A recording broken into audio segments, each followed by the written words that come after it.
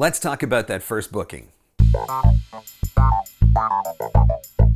Hey, what's up? I'm Mark Scott. Thanks for checking out another voiceover tip. You know, if you never want to miss a tip, just subscribe to the YouTube channel. You're going to get notified every week when a new tip gets posted.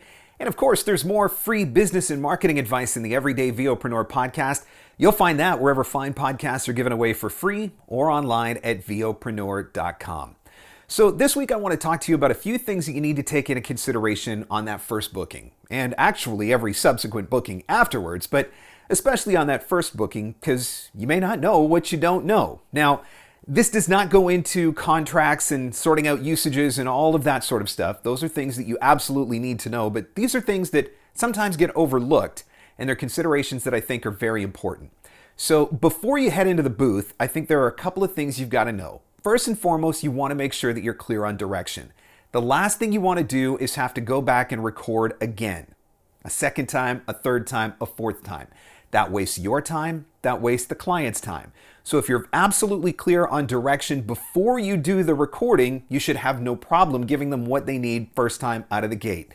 Sometimes that's going to come through submitting an audition. Sometimes the client may want to do a directed session, but always make sure that you know exactly what they're looking for so that you can deliver it right out of the gate. Second thing you need to take into consideration are audio specs. What kind of file is the client looking for?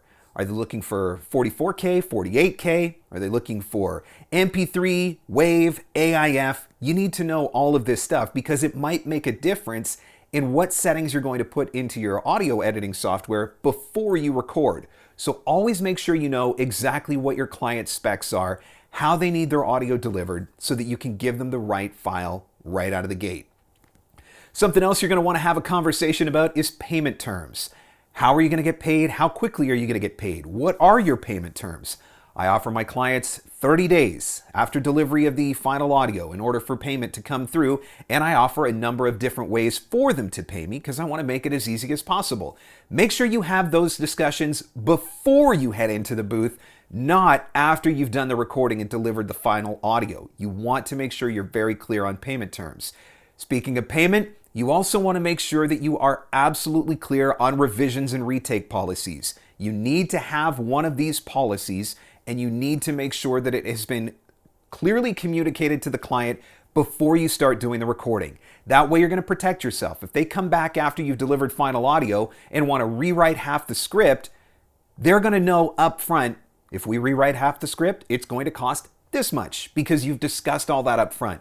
So make sure that you have had a conversation about your revision and retake policy. I've actually done an episode of the podcast on this particular topic, and I'll link that in the show notes as well. And then the final thing that I think you need to make sure you have a conversation with them about, what are their delivery expectations? Do they need it in an hour, in 2 hours, in 6 hours? Are they okay if it takes 24 hours? Are you working on a larger e-learning project and they're going to give you 48 hours? Is it an audiobook that they need delivered in 7 days or 14 days?